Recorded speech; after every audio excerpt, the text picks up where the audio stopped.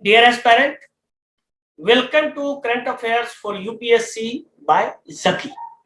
Today, we are going to discuss about the ozone layer or ozone hole. So, what ever happened to the ozone hole? Once it is a hot topic between the environmentalists since 40 years ago, it was discovered on Antarctic. So, let us start topic, whatever happened to ozone hole. So as we know, almost about 40 years ago, scientists discovered that human activity were depleting the ozone layer, and that hole had a form over Antarctica. These sober discovery brought the world together to tackle an environmental challenge of a lifetime. So, how environmental challenge can be treated by the human, and we can fight this type of environmental challenges. So, decade later, the ozone hole has come to long way since its dire outlook in 1980s. But it's not a cause of celebration just yet, because there are still ongoing effort between the policymaker and the scientists to ensure the ozone hole at atmosphere is protected. So ozone hole will not further deplete in the future. So let's move forward. What is ozone? We hear about ozone hole, ozone things, and what is ozone? Basically, ozone is a trioxygen, means it has 3O3. It is also written as O3. Yani trioxygen. It means it's trioxygen, and it is a highly reactive gas. It is very highly reactive. One oxygen here, one oxygen here, it's easily break. So for the stable oxygen O2. So it is very reactive gas present in the atmosphere. Some ozone found near the earth, but most are concentrated above the earth, or it is concentrated at the stratosphere of the earth, about 20 to 30 kilometers above the earth. So know about ground level. So ground level ozone was very poisonous and harmful because it can damage our lungs and several internal body parts. So ozone near the earth is a pollution, or it is a pollutant, and you call it is a polluting gas. But above ozone present in the stratosphere is a very useful for the human brain, or it is very significant for the human life on the earth. So know about the ozone layer. What is ozone layer?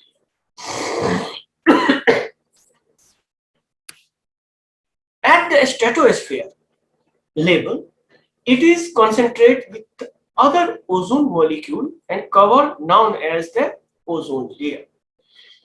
These ozone molecule absorb UV rays, ultraviolet rays, radiation, acting as a sunscreen for the life on the earth.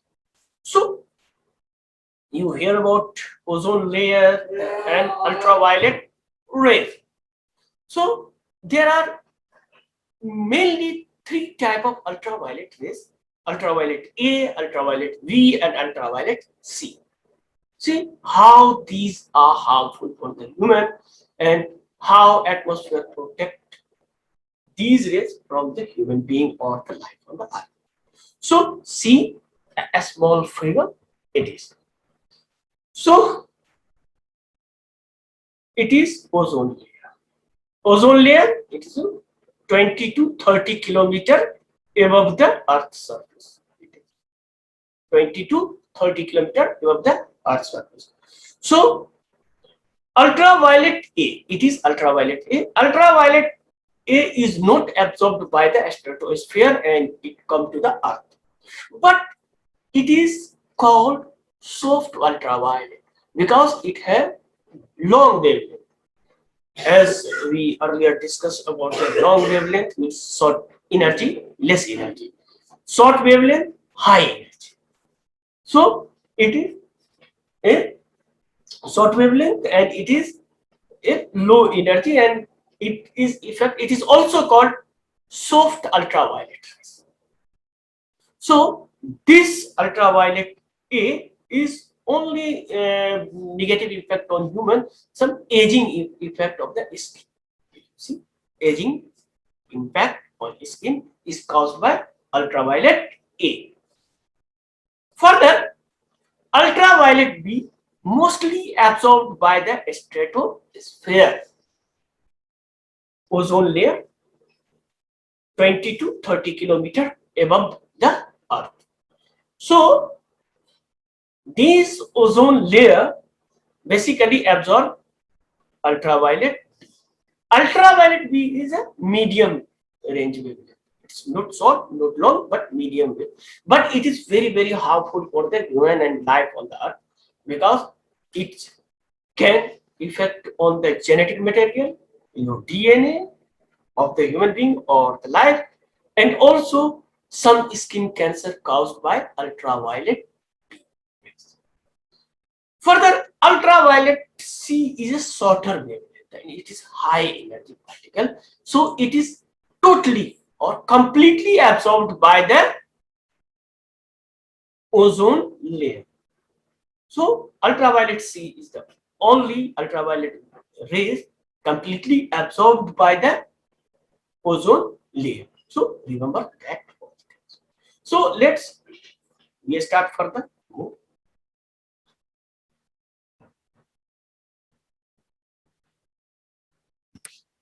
In 60s and 70s, researchers began to discover that certain substances, particularly man-made industrial chemicals, disrupt the ozone molecules. Ozone molecules means O3. These substances break down ozone molecule by stripping away by one oxygen. If you see one oxygen here, one oxygen here, one oxygen here, it is a molecule O3. But certain gas can take one molecule away and it is O2 and nascent oxygen. So over the time, these reactions can make a layer less stable on the stratosphere. So you see further, in 1850, in 1885, this threat became known to the public. Researchers know about 60 to 70, but in public it is came out in 1985 by scientist Joseph C. Freeman. Joseph C. Freeman and his colleagues discovered that atmospheric ozone over the Antarctic reached by only 40%. So it is a cause of concern between the environmentalists. So let's further listen. So what caused the ozone hole? So what is the cause of this ozone hole? About 40% less ozone on Antarctic.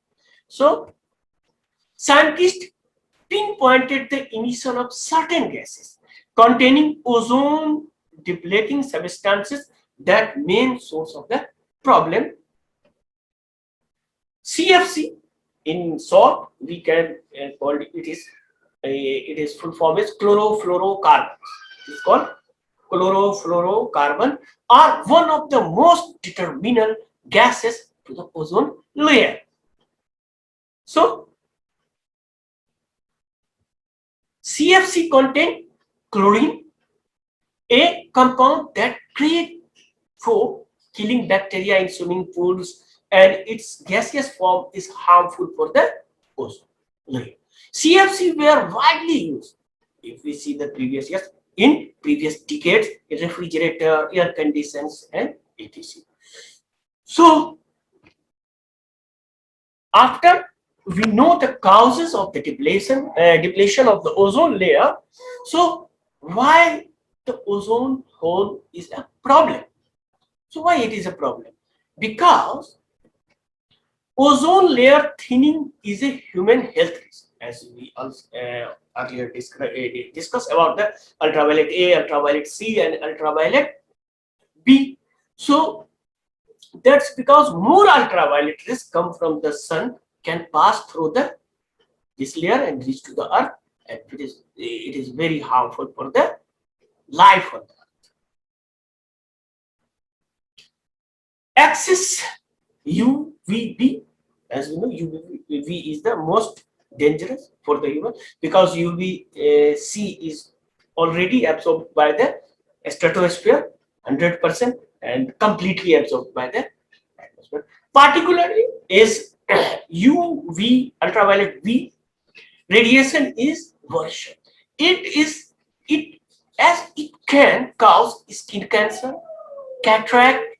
UAV radiation also can harm the marine life and plant and reduce the productivity of rice, wheat, soybean.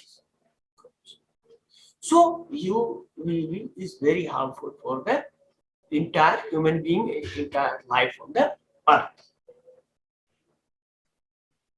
So what happened to correct the ozone layer? So it is a successful story of the policy maker and the environmentalist to correct the ozone layer thing. So what help? What can help? What help correct the ozone layer past?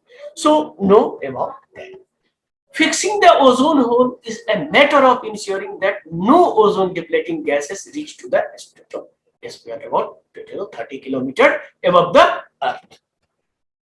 In 1987, United Nations established Montreal Protocol. So know about Montreal Protocol to regulate the quantity of these gases in the atmosphere. Means gases, ozone depleting gases, CFC and all.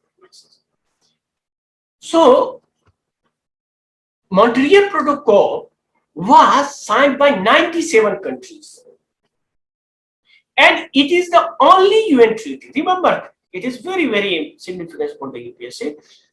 It is only UN treaty in the history to achieve the universal ratification.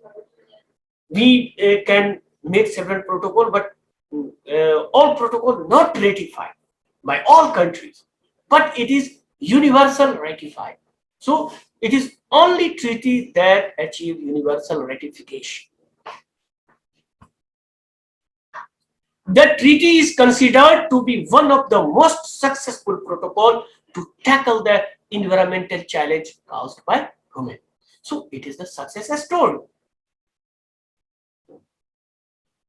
So we move further on our next section. It is called question for the UPSC. Why it is very significant for the UPSC, and Montreal Protocol and all treaties are frequently asked in the UPSC examination. So as you know, so question for the UPSC. Consider the following statement regarding the Montreal Protocol. One, in 1987, the United Nations established the Montreal Protocol to regulate the ozone depleting gases. Number one. Number two, the Montreal Protocol was ratified by 60% of the UN member. Number two is Montreal Protocol ratified by 16% of UN member. Number one is 1987. The United Nations established the Montreal Protocol to regulate the ozone depleting gases. So, which of the above statements is correct? A, only one. B, only two. C, both 1 and 2.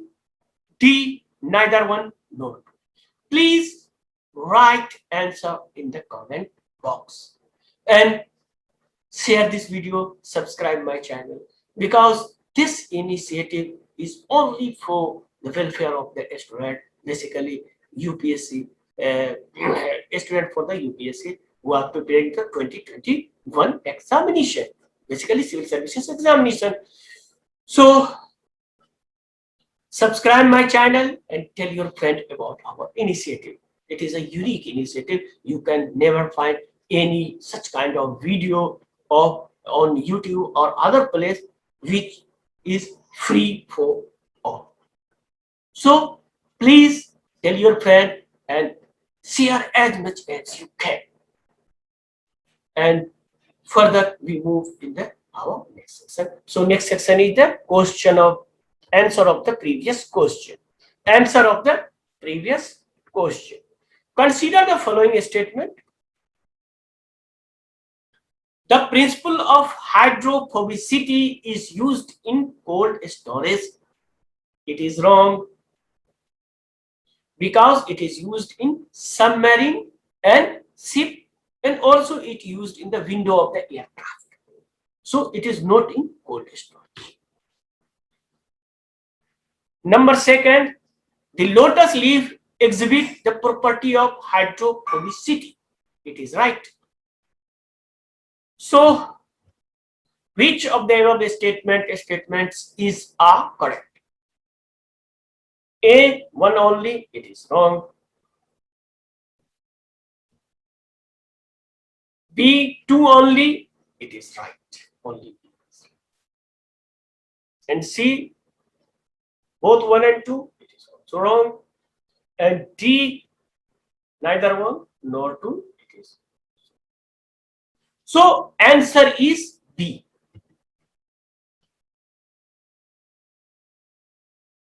Answer is B. So please subscribe my channel, tell your friend, and we will provide you such kind of video till the examination 2021. And after that, we also initiate programs on mains examination, basically UPSC purpose. So please tell your friend and subscribe my channel, and it is also very helpful. You can join our Facebook group. It is called Current Affairs for UPSC by Zaki, and also UPSC New Delhi 2021 Facebook group. Also, you can join. So we also give you description about the our various groups in the description, so you can join our Facebook group, and also you can subscribe my blog. It is also called same as Current Affairs for UPSC by Zaki. So hope we will meet in the next video. Thanks for watching. Thanks.